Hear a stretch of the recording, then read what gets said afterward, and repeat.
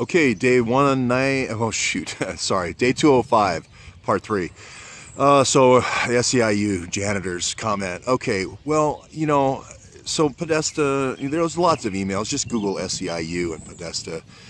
It goes right back to On the Waterfront and the Cleveland Teamsters. I mean, I'm 1 out of 100. I'm not saying that everybody at SIU is a pillow murderer at the hospital. I'm just saying that the way it works, the way infiltration works, is you get 1 out of 100.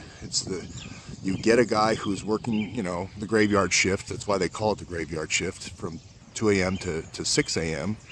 And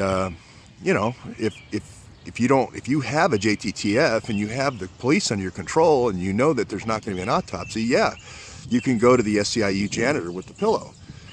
It appears that way. It appears that they have JTTF on the Washington police, the DC police. This is for obviously the Seth Rich murder.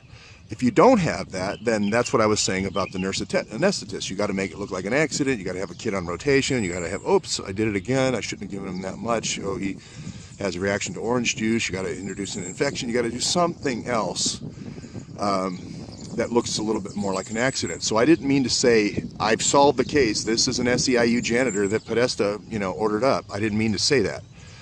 I'm just saying that these are the plays. It's sort of like football.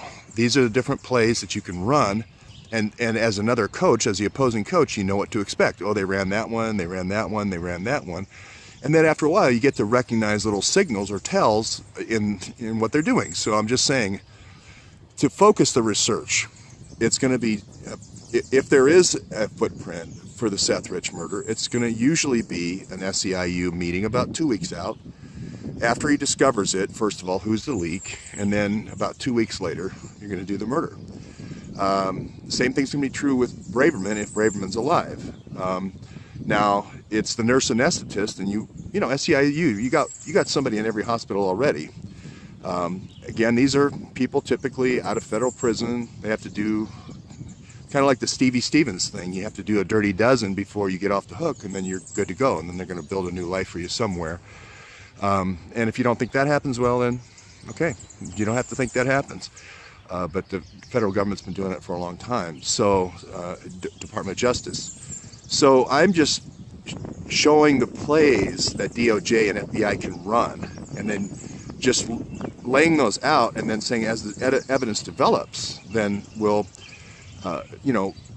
fit the play to the actual evidence. So I'm very open-minded. It's not necessarily an SEIU janitor with a pillow. It's not necessarily, a disorderly orderly or a nurse anesthetist who said, whoops, I did it again.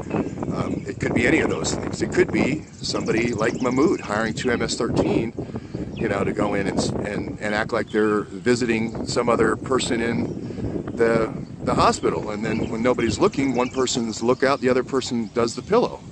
Again, if you have JTTF on the local Washington D.C. police force, you're home free, no autopsy, whatever. So that's why I put the Mahmoud out there. Again, I didn't create Awan Brothers Inc. I didn't name Ashraf Mahmoud, a murderer, as my registered agent. So I'm just following the facts. People say, oh, it's Pakistani, you're anti-Muslim, and so forth. I go back to the Portland Christmas tree bomber, where I fought Andrew McCabe when he tried to do his fake crime and fake terrorism to get more budget and get a promotion. So please stop that. So that's it for right now. We'll follow this as it develops, but Jones is going to be the key. Now, see, the beautiful thing about exposing these rat lines is now junior level people at Booz Allen with a Prism browser can go blink, blink, blink on their keyboard and type Seth Rich, and they can go, oh, there's a whole bunch of calls now to this John Jones. Huh, that's weird. Or plink, plink, plink Eric Braverman, and oh, geez, look how many times he called Ratner. Or this phone number in New York at this law firm, that's weird.